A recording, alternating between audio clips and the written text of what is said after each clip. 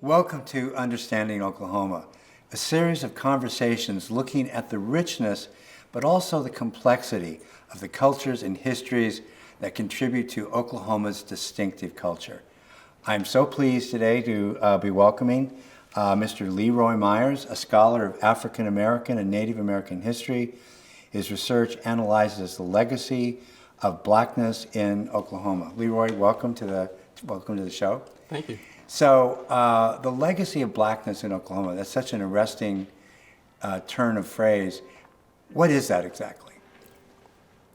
Well, the legacy of Blackness in Oklahoma, for me at least, kind of demonstrates the more fluid nature of Indian Territory and present-day Oklahoma. So, for example, when it comes to the varying degrees of Blackness, right? When you think about the freedmen of the five tribes, as well as the freedmen of the United States, and these kinds of more ambiguous social relations between, let's say, Black people and the five tribes have a really long history that predate Indian removal and the Trail of Tears. So part of the answer is that there's been a long history, I think you're saying, of Blacks being in Oklahoma and having complex interrelationships with probably native tribes here and Indian removal tribes, right? Mm-hmm. Okay, so how did Blacks first come to Oklahoma, and what are we talking about historically? What year? So in the 1830s. Okay. Throughout much of the 1830s, and so what occurred was you had quite a few enslaved people who were also along the Trail of Tears. With each of the five tribes, and they did quite a few things. So they would sometimes go ahead of, let's say, wagons. They would clear the pathways for the incoming wagons on their journey coming here. They would act as night watchers, protecting their owners. They would serve as cooks and other duties of servitude that they did along the way throughout. So the Black experience in Oklahoma really begins with the tribal experience. Yes, exactly. Could you talk a little bit about that experience, maybe pre-Civil War? Give us some more details of what life was like. Okay, well, so this is a good question. So this kind of gets into what I kind of talk about a little bit when it comes to these more fluid relations. I argue that pre-Civil War, there were more ambiguous relations between these tribes. And what I mean by that is, let's say the Seminole Nation, for example, right? They had a different way of viewing slavery. So it wasn't exactly one of necessarily chattel slavery. They had more of a tributary form of slavery. Now, were the Seminoles indigenous, or were they brought in? They were brought in. Okay, sorry. Yeah, so they were brought in. And so as a result of that, there were some free Black settlements in certain parts of Indian Territory, particularly in the eastern portion, the Creek Nation, Seminole Nation. And so with that, throughout the 1830s and 1840s, you do see something somewhat of a change. So you have the Cherokee Slave Revolt of 1842. And after that, you kind of see this so-called racial hardening, right? So you see a hardening of racial lines, one that is distinctly red and black, where you have... In the 1840s. Yeah, in 1840s. So when this happens, you do have some, more slave codes that kind of come into law within some of the tribal nations. And then over time, throughout the 1850s, you have this kind of abolitionist sentiment that develops with the missionary population that was throughout different parts of Indian Territory, and then this leads up to the Civil War. So it changes from one that's a bit more fluid to one that becomes more hardened and more factionalized over time. Now, I wouldn't think that tribal communities had to have any particular relationship to the Civil War or be aligned, but finally they were, right? I mean, they were aligned with the Confederacy. Mm-hmm. That couldn't have been helpful to the general climate after the Civil War, I would think. It certainly wasn't. And so following the Civil War, it was really complicated, right? Because when you look at, let's say, the five tribes and what they were up against, right? They were up against the Union. They were between the Union and the Confederacy, right?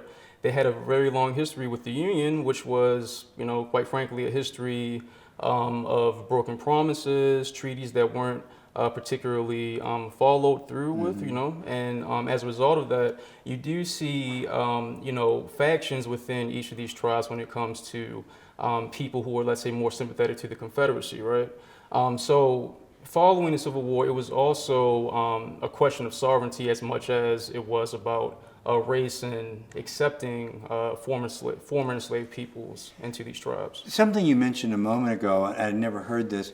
You said that there were black communities, black towns, and I think you were talking about early in the 19th century, and that caught my ear because there's sort of a black town movement that follows the exoduster movement later, right? But could you talk about those early towns just a little bit? So the early towns that I'm talking about during, let's say, the 1850s, we don't really know much about them. There isn't a lot of evidence. And when it comes to, let's say, people of color, historically, we know that they didn't keep records, or people didn't really care to keep records when it comes to these kinds of people.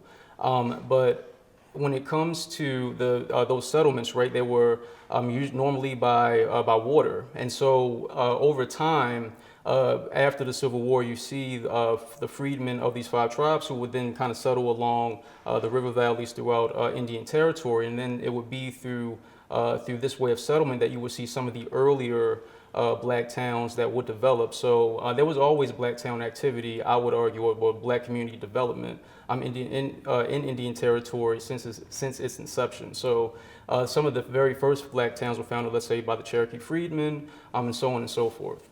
So you were talking about the hardening of racial attitudes and sort of lines being drawn. Seems like that was before Indian Territory, right? Move us into the Indian Territory. What's the climate like for the black community during that period? Do you mean in the 1830s or? Well, before statehood. Oh, before statehood. Yeah. Okay, so when it hardens, let's say during Reconstruction, right? Each of the 5 tribes had different views and different concerns when it came to each of their freedmen, right? So let's say we look at the Chickasaw and Choctaw freedmen, they had more of a harder time when it came to acquiring rights within their respective tribes following the Civil War. The Cherokee Nation, the Seminole, and the Creek Nations were a bit more different, and they did it, much more swiftly. But there were incidents of violence, particularly, let's say, within the Choctaw and Chickasaw nations. So it was one that was, you could argue, some historians do argue that perhaps because of the access to land that freedmen of the 5 tribes had following the Civil War, that perhaps their livelihoods were a bit more better compared to, let's say, the African Americans who would later come here from the Deep South and develop the black towns beginning in the 1890s. So I would say that it was one where they did have access to land, obviously, but it was also one that was, it could be violent at times, and at times it could be peaceful. There's a distinction that I would like to understand better between native freedmen and U.S. freedmen. Mm-hmm. Would you talk about those? What do those 2 terms mean?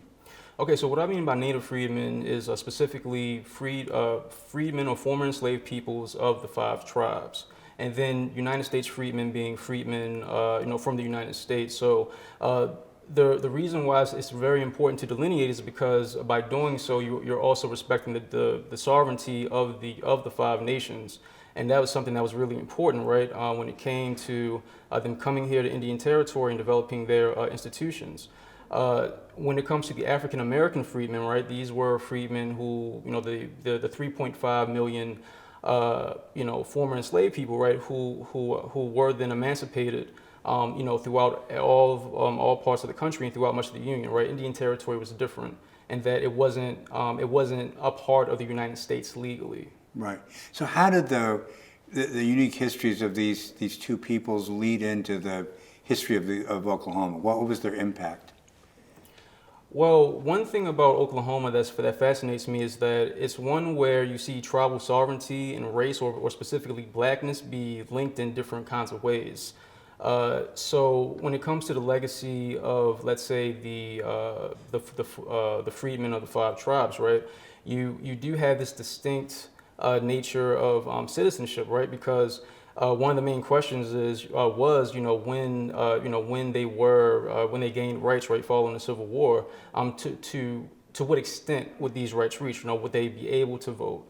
How much land would they be able to have? So that legacy, developed, obviously well before the Civil War, but then it still permeates today. It resonates, right? And we kind of see, certain things coming up right now when it comes to the Cherokee freedmen and other freedmen of the five tribes, as right now in the present day.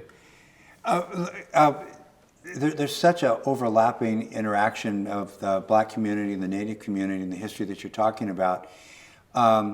If I were to go around Oklahoma, would I see evidence of that now? Would I see cooperation between historical Black towns and the Chickasaw Nation and the Cherokees? I mean, is there evidence of it now? Is it a sort of living relationship? I would say yes, it is a living relationship. When it comes to the extent of what's going on here on the ground right now, I'm not entirely sure, but you do see remnants, right, when it comes to historical landmarks. In certain parts of, let's say, certain parts of Oklahoma, as well as the Black towns, with some of them still remaining today that came after throughout much of the 1890s. I think we're interested in this series of shows in a kind of uniqueness about Oklahoma. I mean, every place is unique; it has its own stories, but there's a particular power in some of these relationships, the interconnections between the Black community and the Native community. Would you talk a little bit about maybe Black history and the uniqueness of life in Oklahoma? Sure. So, like I said a bit earlier, you do have these connections between Blackness and sovereignty that do play out here in Indian Territory. Now, when it comes to, let's say, the African American element, narrative of the story of Oklahoma, it's interesting in that you do have this these ideas of freedom and hope and opportunity, and these things were very important to Black Southerners, right, throughout many parts of the United States. They were looking for not only economic opportunity but also political opportunity. And for some of them, they felt as though coming here to Oklahoma was the best way to try to do that and exercise their rights as now citizens of the United States. Sense of possibility here. Yeah, it was a possibility, but however, the complications in which really fascinates me is that this hunger for land that let's say a relatively few amount of African Americans did have. There weren't that many who came west, but this did come at the expense of Native American land. It seems to me that you have gotten your hands around some very, very important history, and that has really generated the uniqueness and that distinctive identity we talked about in Oklahoma culture. I don't think it's something that mainstream culture is very aware of. America doesn't have a strong sense of its own history in general. Do you ever have a sense that you're working with material that's just too important to sort of be kept off in a university? It really needs to be out there, shaping the way people think about being Black, being white, being Native, what our history is. You know what I'm saying? Yeah, exactly. I do. Whenever I talk about anything about the story, a lot of people don't know about it, right?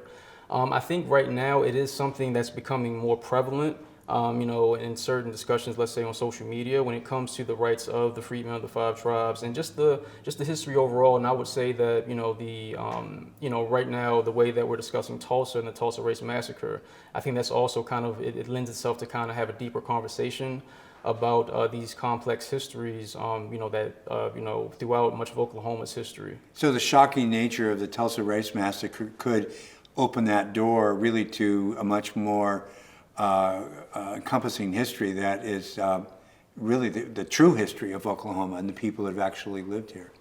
Yeah, exactly. What 2 or 3 ideas would you like to leave somebody who's hearing this conversation that could lead them where they need to go as far as thinking productively about the actual history of Oklahoma that you're dealing with? I would say that one thing here to remember is that when it comes to freedmen and how we think about freedmen, we have to be a bit more careful when it comes to words, right?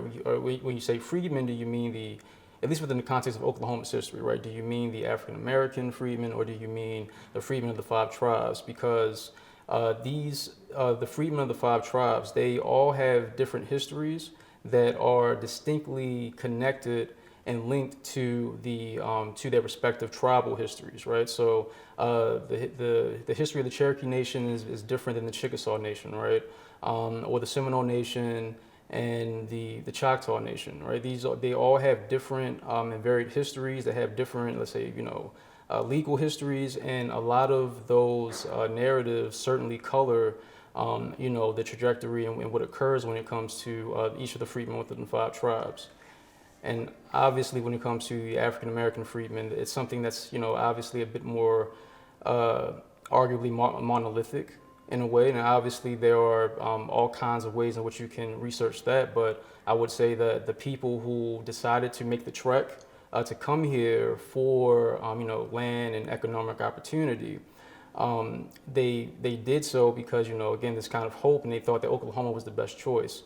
And many of the people who came here, they did it by, walking. Would another takeaway be to pay attention to the black towns, that many of which still exist in Oklahoma, and bear the traces of their own history? They're there now. Yes, exactly. The black towns, they not only did the black towns represent that, and this hope that some African Americans had who did come here. Not only that, it also represents the importance of migration, right, and understanding the importance of migration. Even well before the Great Migration, but how even the first migration of black people following the Civil War, and how that shaped certain things that occurred here in the American West. Okay. Leroy Meyers, thank you so much for visiting with us today. Thank you so much for being with us. Please catch other segments of Understanding Oklahoma. You take care.